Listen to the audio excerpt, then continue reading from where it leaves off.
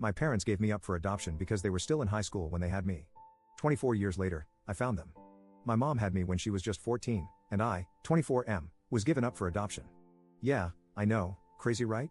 My parents told me about her growing up, and I still have the letter she wrote me, asking if they could give it to me when they deemed fit. It's crazy reading it sometimes and knowing it was a literal child who wrote it, saying she's sorry she couldn't be my mom but hopes I'm happy. She was open to having contact, but we moved for my dad's job when I was 11, and then it seemed impossible to find her. But luckily, I did. She's working at this small restaurant, and I keep going, but she doesn't know it's me. We talk sometimes, and she seems like a nice lady. Sometimes when she says something like, "Do you want a refill, honey?" or uses another term like that, I want to tell her, and let her know that I'm right here. I don't know why it makes me nervous. We talk sometimes, and she seems really genuine. If it's not super busy, she's more open to talking about random stuff. I literally drive 2 hours to come eat at this place just to see her. And it's like she knows me already because I'm there once or twice a week for the past 3 months, so she always says hi with a big smile. But man, if only she knew. Update 1. Well, I did it. I told her, and yeah, it was pretty heavy. My heart was beating super fast the entire time. I waited for her to finish her shift and until they were done closing up the restaurant. After she finished closing up, she saw me waiting in the parking lot. We waved and said hi to each other, but then I told her there was something serious that she needed to know. First, I apologized for keeping it from her for so long. She didn't react until I actually pulled out her letter. Then she started bawling from there, screaming and crying at the same time, and I didn't even have to finish the whole "I'm your son" speech. She just saw it and knew. It was crazy. The next thing I know, she's hugging me instantly, but then she pulled back and asked if it's okay to hug me. Of course it is, and we're just there hugging and crying in the parking lot. It hit her hard. Her legs gave out for a second, so I had to actually hold her up while she's still hugging me for a minute. What really got to me was her saying, "Look how big you've got." Also, hearing her cry made me cry too. She went back to open the restaurant, and we sat in there for hours talking about so many things. We had coffee, ate a slice of their pie, and just talked about anything and everything that came to mind. She told me that the second time I came to the restaurant, she got a feeling that I felt really familiar, but for her, it was hard to believe it could be me. So that feeling she had was pushed way down. She told me that for years after I was adopted, she would see kids around my age and used to think they were me. Then she would start crying in public.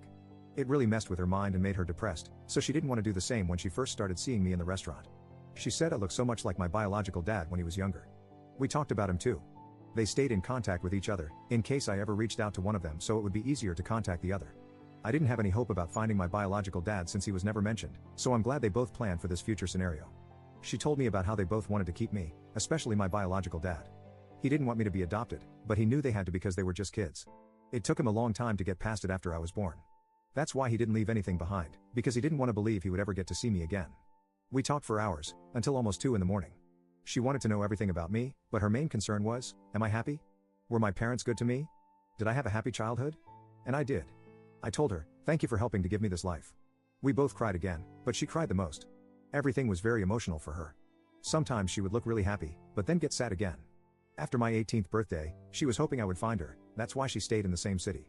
But since I didn't, she always thought maybe I resented her, wasn't told I'm adopted, or maybe had decided it was better not to have her around.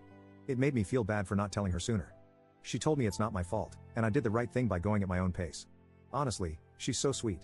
The way she kept looking at me with the biggest smile made me emotional sometimes. It makes you think, how can someone who's been a total stranger your whole life look at you with so much love? It's wild. We learned so much about each other. She asked me if we could have dinner soon to keep talking, and if, at some point in the future, I'm interested, come over to her house so I can meet her husband. That all sounded really great. We exchanged numbers, and after I left, she sent a text telling me thank you for giving her this gift that she didn't know would ever come. My girlfriend came over, and she hugged me while I cried. I wasn't sad, these were happy tears. Everything went better than I expected. There was still emotionally heavy stuff, but I'm still glad that we got to open up to each other.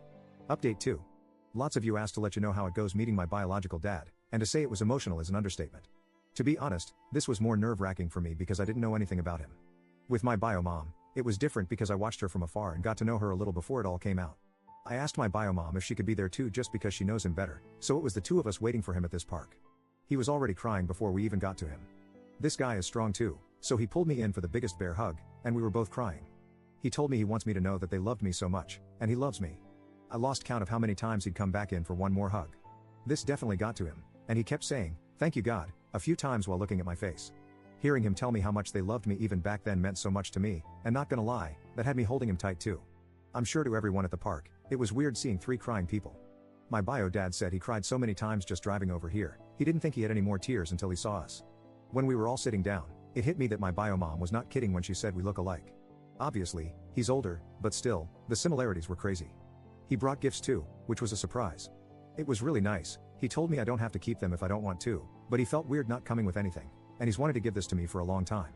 One was a teddy bear holding a picture frame of him at the hospital holding me. He was 15 years old. It's still crazy to realize that. The other thing was a journal. The journal thing was stuff he said he started writing to me years after I was adopted.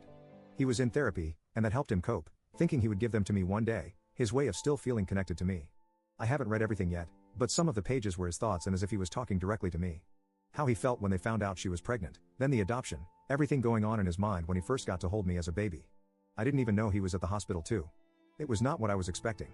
It really got me. I read some more of what he wrote last night that really got me crying. I'm sad to think how much this affected them emotionally for years. Also, I think it's pretty sweet he wanted to write this for me. We talked about his own life, which was pretty hard, his struggles with home life and the feelings he had about giving me up. Then he wanted to know everything about me, basically with the same questions my bio mom had. I made sure they knew they made the right decision because my life was pretty great.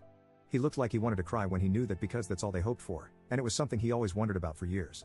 My bio mom left a bit after we were more comfortable so we could talk more in private once it didn't feel too awkward between us. From there he told me stories about how he met my bio mom.